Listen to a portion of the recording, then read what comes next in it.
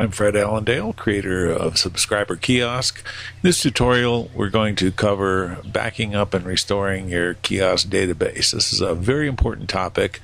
A Subscriber Kiosk is a totally in-world system, doesn't use an external website, which means all of your data is actually stored within the scripts, and they're stored within these slave scripts. About 200 subscriber records can be stored in each script. So you can see we have 5 slaves here. It can store up to 1,000. You can add more slaves up to the limit of your model that you bought. In the case of the Pro model, you can actually have up to 50 slave scripts for 10,000 subscribers. So the simplest way to do an occasional backup is simply to take a copy periodically of your kiosk into inventory. So if I click on Take Copy, it just takes a second, and there it is in my inventory, my master kiosk. If you res this copy out here, it will retain all of your subscribers, and so that's a quick and easy in-world way to do a backup. However, you're still subject to inventory loss, so another probably better way to do a backup, maybe less frequently, is to do a backup to either a note card in Second Life, and you can even back that up further with a text file on your PC. And the way to do this is you simply create a new note card and name it Subscriber Backup. Sorry, gotta be able to type right. And you can then put any suffix or any additional words after that, as long as the name starts with Subscriber Backup. So you can have multiple backups at different times or whatever. In fact, this one I will call Subscriber Backup 12/07/28, which is today's date. Okay, now to actually make the backup, we'll go ahead and close this note card for now, and we'll come up here and do a show list command. And I've got my kiosk loaded with about 10 subscribers just to demonstrate it. So we have the names of the subscribers and all of their subscriber records. So we open the chat window, and we just highlight all of the records, including any header information. You don't have to be too careful about it as long as you get all the records highlighted, because the parser will separate out the actual record information. And then I'll do a Control-C, which copies that to my clipboard. I can close that window. Now I can bring the note card back up and do a Control-V, and that places all of those records into my backup note card, and I'll save that. Okay, now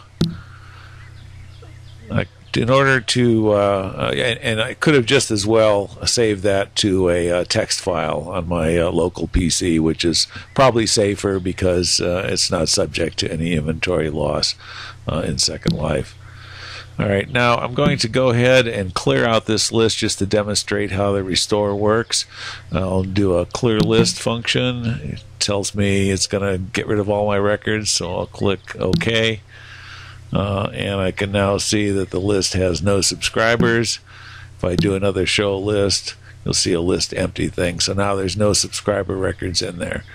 Now if I take my subscriber backup note card and drop it into the kiosk, and this thing reads out here that it contains now a subscriber backup but no sendable inventory.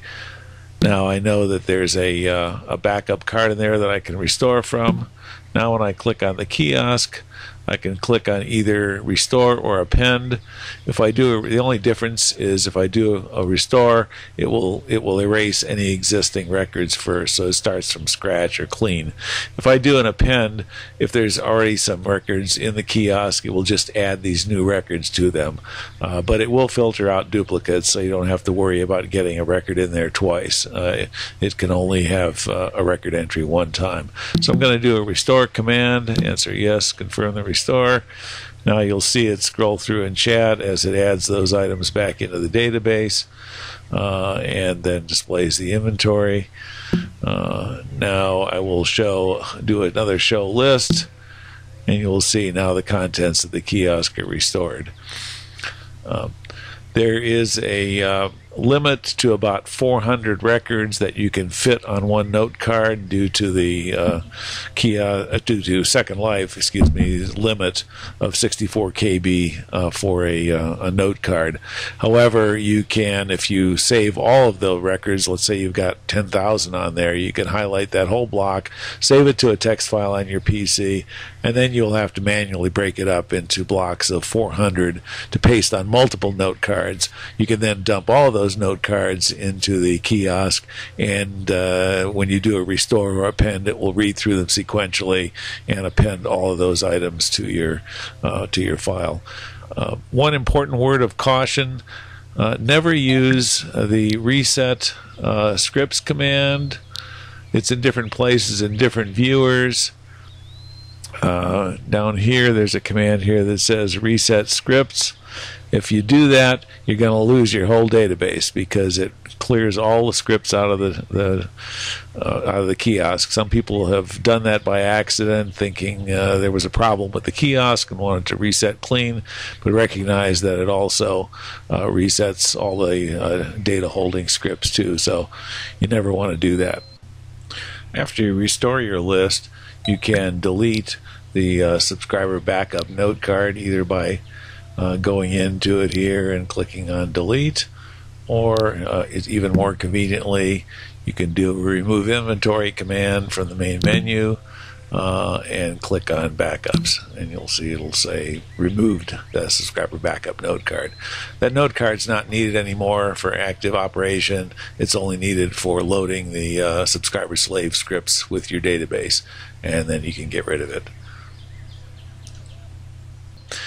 Anyway, that's the end of this tutorial. Check out some of the other tutorials, and thanks again for buying Subscriber Kiosk.